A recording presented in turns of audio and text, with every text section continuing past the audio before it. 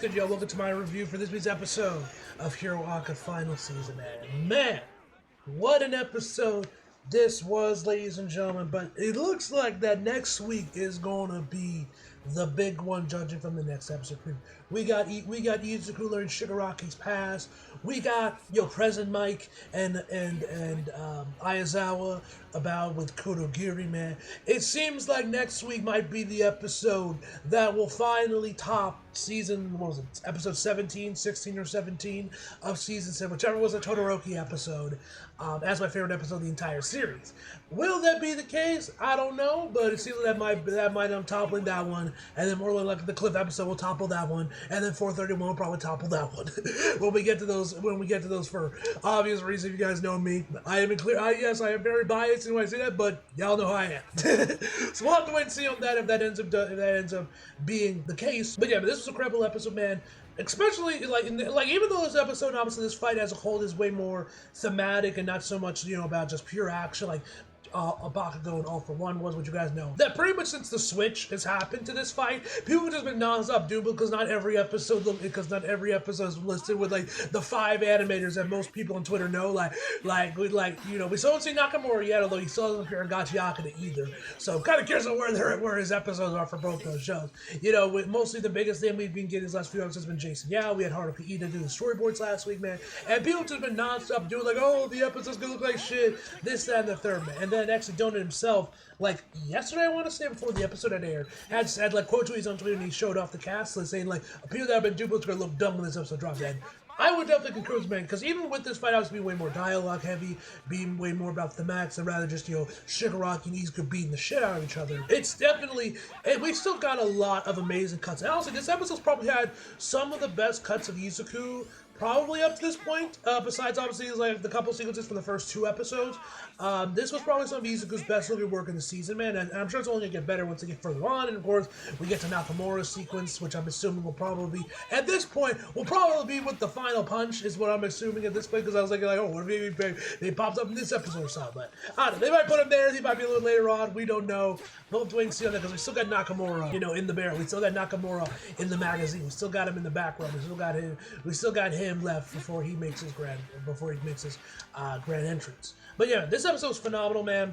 And yeah, I've run on long enough. Let's just jump right into the actual episode. So start this off right where we left off last with Carnage Izuku, Overlay Izuku, whatever the fuck you call this form, which I think All Justice is about to reveal him as a separate character, maybe a skin for the current Izuku, because I remember them tweeting, like, I want to say it was yesterday, the silhouette of a character, and it looked like him, so I'm not sure if he's going to be just a skin, or if he's going to be like a separate character. We'll have to wait and see. And also, guys, one other thing I want to mention real quick, before we continue on the rest of this review, to once again talk about the Doom posts and everything, and just how overall stupid it is how everyone's just like doing posts just because we know these episodes kind of filled with like Nakamura, is it filled with Nakamura, fucking Vincent Chansar, I don't know, whatever the other top, freelance animators I'm just slipping on Haruka Go or whatever, is just, like I said, from the fight. But also, this is something I didn't know until Manchi pointed out on Twitter. He made like a tweet about this, saying that like Izuku only throws like 3, at least I'm assuming it's Shigaraki, because obviously you guys see in the episode he throws way more than this.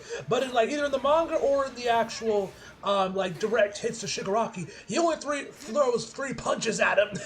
That's it. He literally only throws like 3 attacks at him in the span of the chapters that were down in this episode. I think maybe in a bit in the last episode as well. So yeah, I feel that should tell you everything about this fight, and how Bones plans on adapting it, man, and why these staff lists are not stacked with the latest, with all the top animators, like say the first half of the season, one with Bakugo, because that was way more flashier and whatnot, man. And like I said, we still got Nakamura. Man, and who knows? They might be holding someone. They might have someone else in their back pocket that we have not yet to see us in a future episode, man. Who knows? We'll have to wait and see on that. Anyway, on to the actual episode itself. Also, one other thing, guys. Also, this episode, no issues with the subtitles this time. No issues with subtitles. There were no random portions where like characters were speaking, but there would be no subtitles. Everything was subtitled, and all was good. Don't know what happened last, but hey, good to see that this week, they made sure the episode would worked. I don't know if they saw the backups, they're like, fuck. They like to pay extra attention. I don't know. That was just some weird fluke or something, but whatever the case may be, this episode was fine across all fronts. So Izuku jumps back into the air. We get this really nice rotating shot on Shigaraki, which was really nice, man. And then we start to see Izuku moving around through Black Whip. He's straight up using Black Whip to help him move around, which both shots, and whoever the guy, Banjo, I think his name is, Banjo, whoever's the guy that owns Black Whip, is shot that he's like using Izuku to like, you know, be able to use, to just use Black Whip to maneuver around. He's basically using him like Dr. Octopus's like, you know, tentacles basically to help him move around because obviously he's so injured. Then we have a standoff between Izuku and Shigaraki where Izuku mentions that he has to give Shigaraki some of his blood, that's when we find out what that sparkling stuff is that's on his face and whatnot, man. I've always wondered, like I think I mentioned in my review last week, on what that like sparkle thing was supposed to be. Is that his sweat, his blood? Like what is that? It looks like it's meant to represent his blood, which would make sense from the battle. He would be bleeding in a couple places. But anyway, we then get a flashback to Shigaraki to All May explain how All for One works, how transfer that you need to ingest their DNA and whatnot, man. And he says that it cannot be transferred unless the holder wants it, but it can be transferred by force, which is obviously what Izuku's going to do, which is obviously Izuku's plan is here to do. We get some really nice drawings here where once again we get some panning shots of Izuku and Shigaraki, a close up of Shigaraki's hand. Where Shigaraki's kind of wondering what's up with Izuku as he like regrows his arm. He knows something's up, but he doesn't know for sure. But he knows Izuku is up to something. Like I said, the drawings here are really strong. There's some really strong drawings here. We get this really nice. I'm pretty sure this background is 3D of the camera rushing through a bunch of trees. Which like I said, I'm pretty sure this is 3D, but I could be wrong. This might have been all 2D, but I'm pretty sure these are all 3D trees. As the camera pans up back to Shigaraki and Izuku, once they finally charge, Izuku unleashes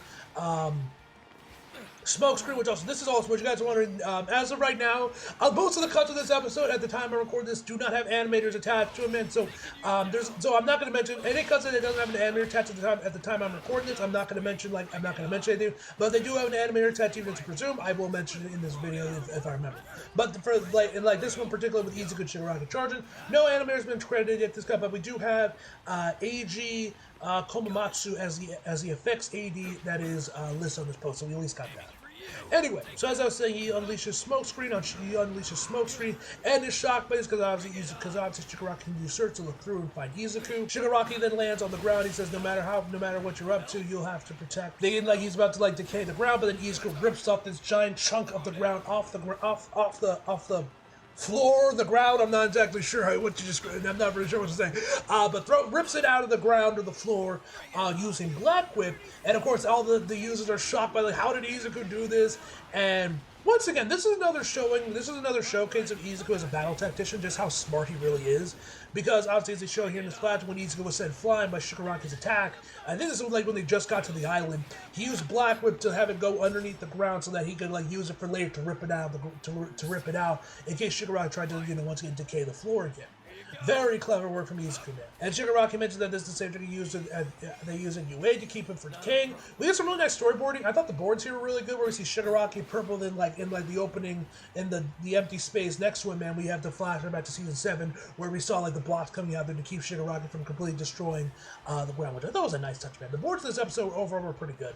So then Shigaraki uses search. He finds Izuku in the smoke, grabs it, but it ends up just being his cape. But what's on his cape is actually his blood. Now, at first, I thought that's how search actually worked. That was the trick to it. Which at first I thought that meant that how search sees through blood. So if you put your blood on something else, you can kind of trick it.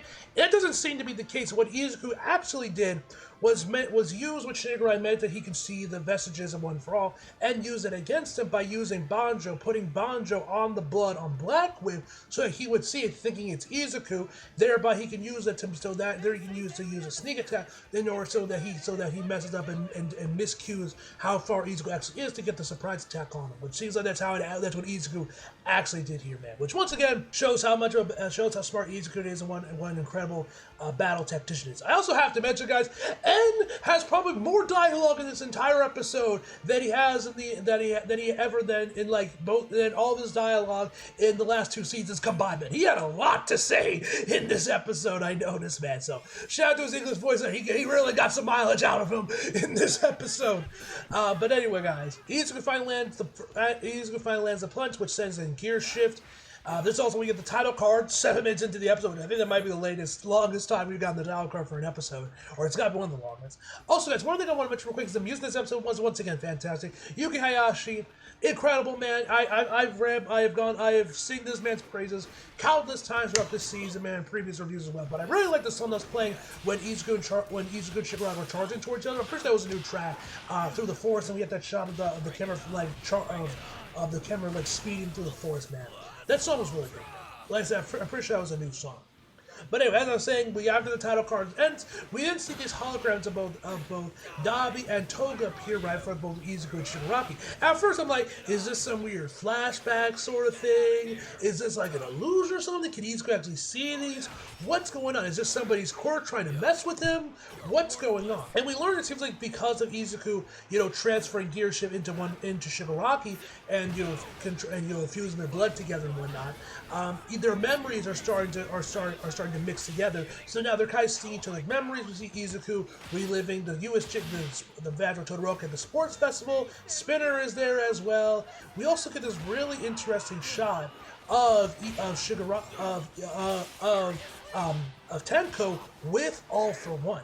Now, of Tenko holding All For One's hand. Now, if you guys pay attention to that shot, you will notice that this is kind of jumping ahead a bit, but I want to really just quickly mention right now. You will notice that Tenko has black hair here, not the blue hair he has once his quirk awakens, which I'm assuming is due from stress, because you guys know your hair can go gray from stress and whatnot. I assume that's what happened here with Shigaraki's hair, turned blue, and that's of course when All For One found him. But here, his hair is black. And we see that once again in the next episode preview, where it seems like we see like his quirk, smoke or whatever that comes out of him, that aura that comes out of him when he takes on his quirk. We see that from Tenko and Shigaraki's hand, from Tenko's hand once he grabs onto All For One. The next episode preview for next week's episode. Interesting, very interesting to see where that's going to go. But anyway, back to where we were in the episode. I wanted to mention that real quick. And once again, tells Izuku, hey, don't let up. It worked. It worked. He was able to do it. Keep going. But it wasn't enough, so keep going. We got to get through. Then we see a bunch of more of Izuku's memories start plastering around the screen around them, and we see Mineta, Sue from season 1, a bunch of them in the background. Izuku finally manages. Well, before that, we get this really nice cut of the lights bouncing from one of the previous users of One For All, jumping to the next and the next and the next and the next, as they all rush towards the cliff, I guess, of the Vestige world, and charge towards Shigaraki as Izuku lands the second punch. Colors here also look amazing as well, man. I love the use of the different colors they were using when they're mixed together and the aura around Izuku's punch, man. It looked phenomenal, man. This one, actually, we do have an animator credit on this one, though I think it's still a presumed credit at this point, so it's not entirely sure, where we have Nobuaki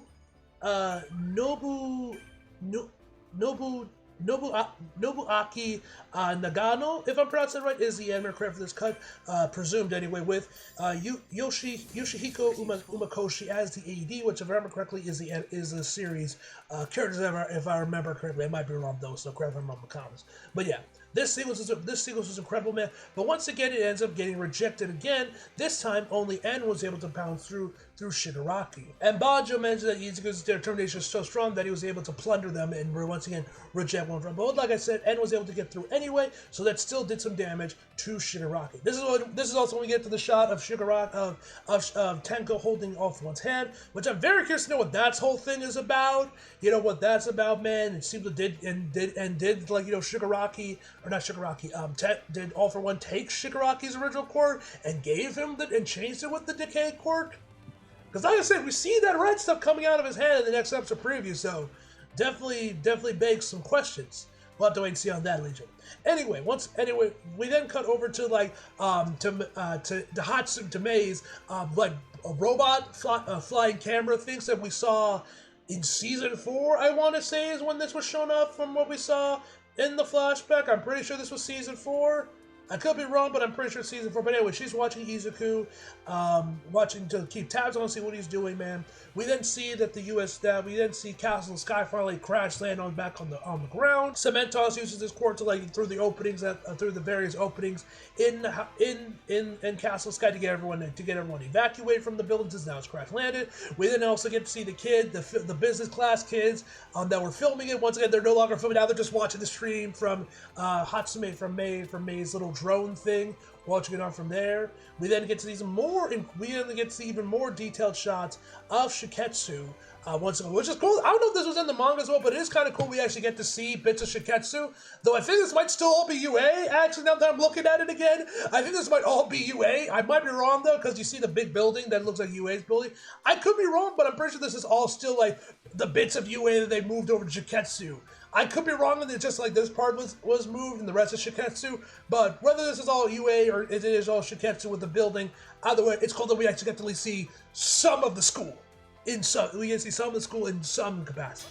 But whatever the case may be, we also get to see Eri once again watching Coach. She tries to run away, I'm assuming trying to get to Izuku, even though she's like halfway across the country by this point. But Ectoplasm is right there, man. Ectoplasm gets some dialogue here, so more than likely someone's got to fill in for Mike. I would, like I said, I mentioned this in some of my earlier, because you guys know about the whole thing with the brain tumor Mike's dealing with right now in his GoFundMe page. So I was kind of wondering, like, oh, because Ojiro and Ectoplasm are so small here, maybe he'll be able to he'll look out and go this entire without no one having to like fill in for him. But then we had that one grunt that I thought might have been Ojiro, and we got here where Ectoplasm Strip has dialogue. So now Mike was able to. He tweeted out himself that he was able to attend the premiere of the Chainsaw Man Resident movie. So I don't know I don't know what his situation is. So maybe he'll still be able to do some like recording and come in the studio to record this stuff. I'm not entirely sure, or they'll have to get someone to fill in for him. I don't know, but either way, man, Ectoplasm gets some dialogue. So either someone's got to fill in for him, or we'll get to actually hear Mike, still once again come back to play Ectoplasm for this one scene. Whatever the case may be. Anyway, and then Cementos says that they're hundreds of kilometers away, like I mentioned earlier, and that she doesn't have enough energy stored in there, in her horn yet, so even if she could go, she wouldn't be of any use. And then we actually get to see Eri when she first saw Ayazawa after he chopped his fucking leg off, which...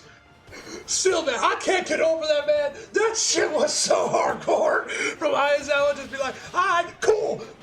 Just chopped it up. Which, as you guys may have mentioned, I'm pretty sure I made some brief videos, but you guys follow me after you guys know I'm doing this rereads with friends of mine, rereading the Hero Walk, manga now it's all complete and whatnot, man. And I think this is going to be like the last volume that we're going to be doing tomorrow. It's going to be like the last one we're going to do because we're going to be going into Season 8 material. And I'm an anime only, and they're like, alright, we'll hold off on doing the rest of these until...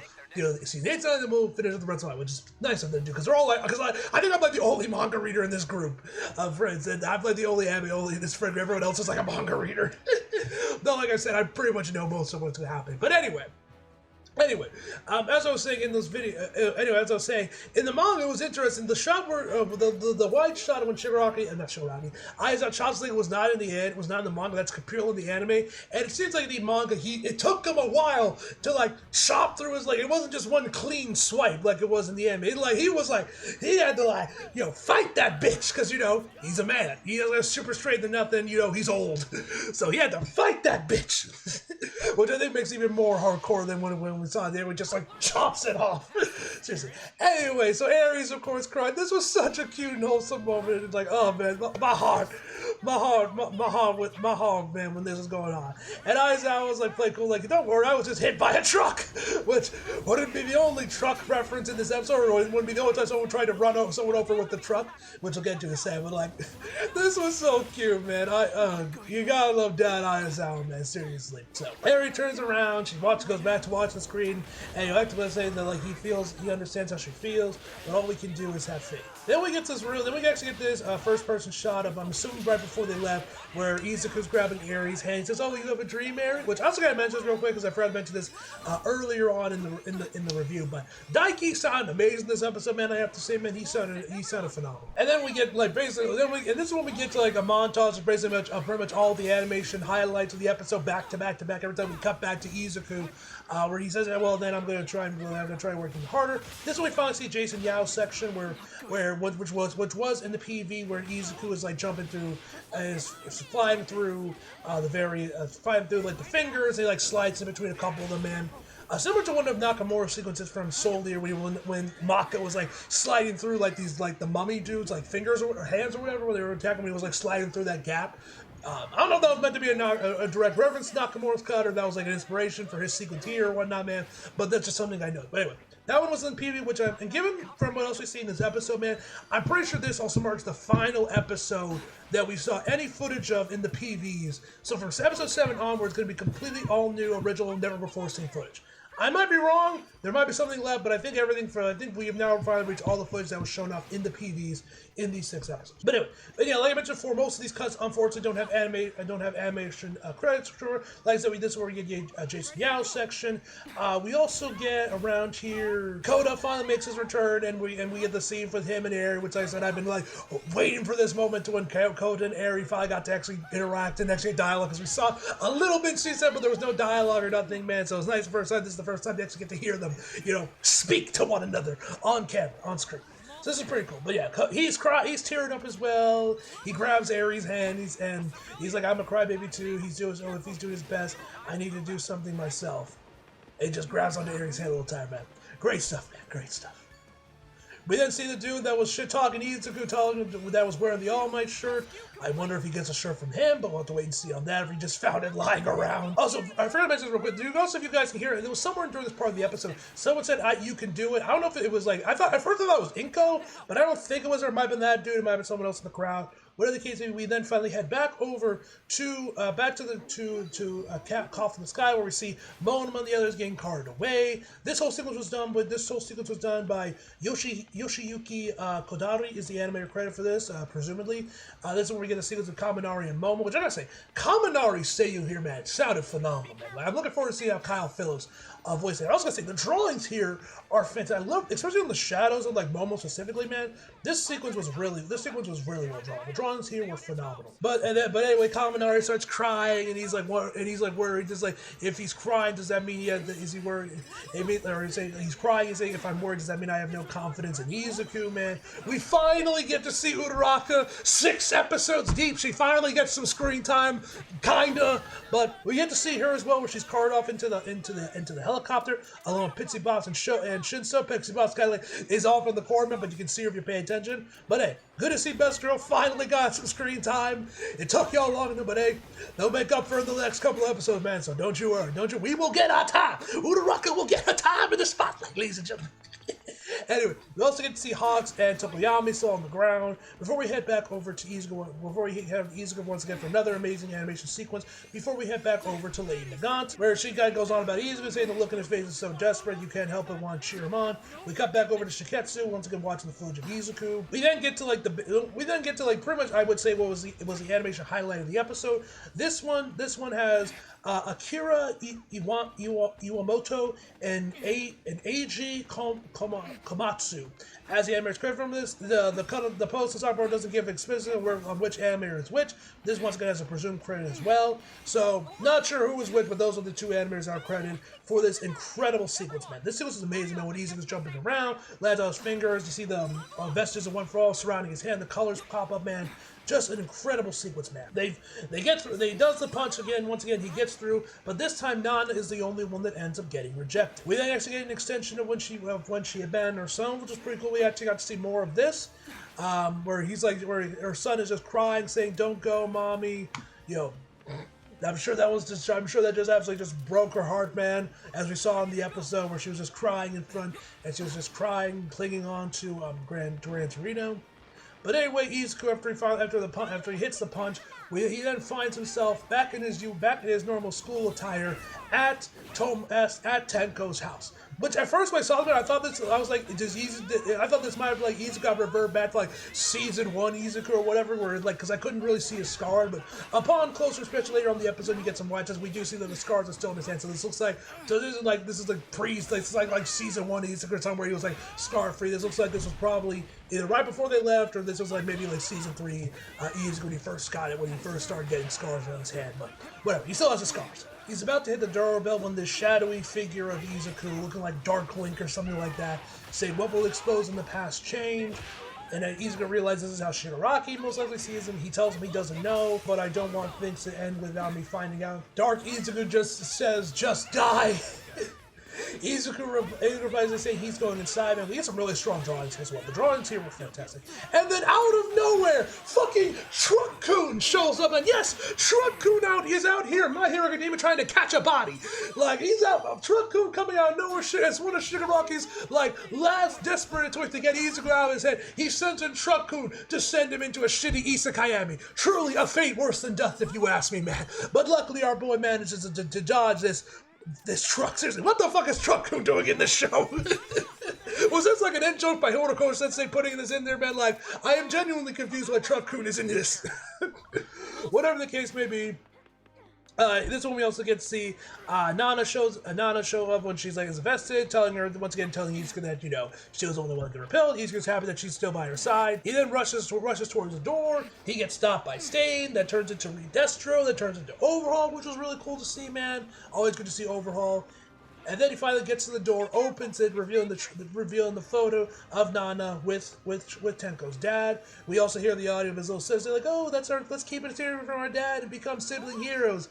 I said it before in my season 5 reviews, I'll say it again, man. She ain't shit as a little sister, man. Out here trying to lie just to cover her and throw him under both just to cover her own ass. We then actually get to see Shigaraki's dad slap Tenko, which was nice. We actually got to see the slap rather than the camera just like, rushing up to this guy, so that was nice to see, man. You also get to see that Bond's growling at him. Shout out to Bond, man, a real one. He is a real one.